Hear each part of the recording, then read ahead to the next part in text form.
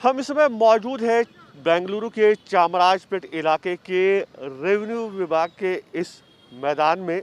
हालांकि कुछ दिन पहले तक इसे ईदगाह मैदान कहा जाता था, लेकिन अब कर्नाटक सरकार ने स्पष्ट किया है कि इस मैदान का जो मालिकाना हक है वो रेवेन्यू डिपार्टमेंट का है।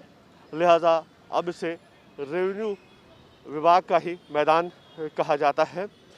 इसी मैदान को लेकर विवाद छिड़ गया है, जिस वजह से ये मामला अब कानून व्यवस्था का बन चुका है। और आप देख सकते हैं किस तरह से बड़ी संख्या में जो है यहाँ पर पुलिस बल को तैनात किया गया है।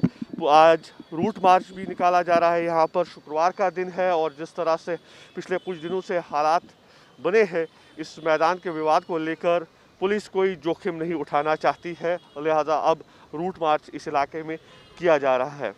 दरअसल कई दशक पहले यह मैदान मैसूरू के शाही परिवार ने मुस्लिम समुदाय को दिया था और कहा था कि यहाँ पर एक कब्रिस्तान बनाया जाए और साथ ही नमाज पढ़ने के लिए भी इस मैदान को इस्तेमाल किया जा सकता है। उस समय इस मैदान का साइज जो था तकरीबन 10 एकड़ था, लेकिन वक्त के साथ साथ जो है यहाँ पर पूरा लेआउट बन गया और ये मैदान जो है अब 2 एकड़ 5 गुंठा रह गया है।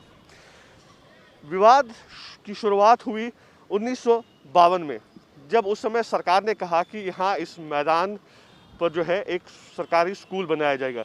लेकिन उस समय यहाँ के एक स्थानीय निवासी थे अब्दुल वाजिद, जिन्होंने कहा कि सरकार यहाँ पर स्कूल नहीं बना सकती है क्योंकि ये जो मैदान है ये मुस्लिम समुदाय को दिया गया है, और अब्दुल वाजिद इसको लेकर कोर्ट में गए। हालांकि 1956 में कोर्ट ने अब्दुल वाजिद की अपील को रद्द कर दिया और यहाँ पर स्कूल बनाने की इजाज़त दी। उसके बाद मामला सुप्रीम कोर्ट तक पहुँचा और फिर 1964 में जो है सुप्रीम कोर्ट ने कहा कि ये मैदान जो है ये सेंट्रल मुस्लिम एसोसिएशन का है, और 1965 में वक्फ बोर्ड ने नोटिफिकेशन जारी की और कहा कि ये मैदान वक्फ बोर्ड का है। इसके बाद भी मामला सुलझा नहीं, लगातार जो है इस मामले को लेकर विवाद चलता रहा, मालिकाना हक को लेकर लड़ाई जारी रही। और फिर 1976 में Karnataka department of survey settlement and land records ने इस मैदान को प्ले ग्राउंड डिक्लेयर किया, यानी कि बोला ये खेलने का मैदान यहाँ पर है। हालांकि इतने सालों में यहाँ पर सभी समुदाय के लोग जो हैं वो खेलने के लिए आते थे, यहाँ पे कई त्यौहार भी मनाए जाते थे।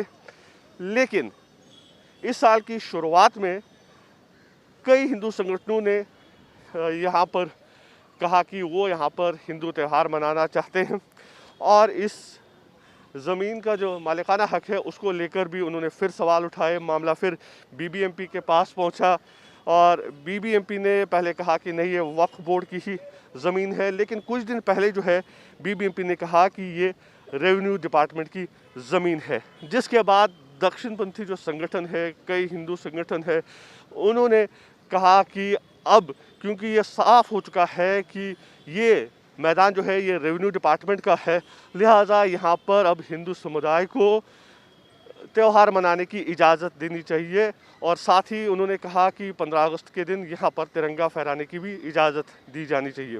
हालांकि यहाँ के जो स्थानीय विधायक है कांग्रेस के ज़मीर अहमद खान, उन्होंने कहा कि वो खुद यहाँ पर तिरंगा फहराएंगे, लेकिन अब रेवेन्यू डिपार्टमेंट ने कहा है कि यहाँ पर रेवेन्यू डिपार्टमेंट के ही असिस्टेंट कमिश्नर 15 अगस्त को तिरंगा फहराएंगे।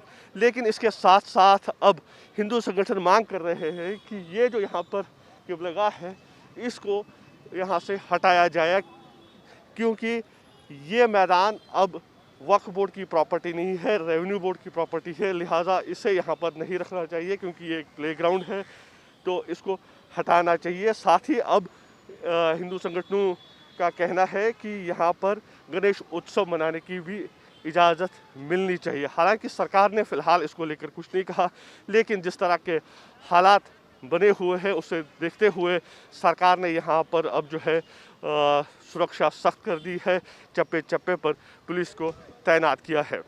वीडियो जर्नलिस्ट मनीष के साथ यासर मुश्ताक, न्यूज़ नेशन।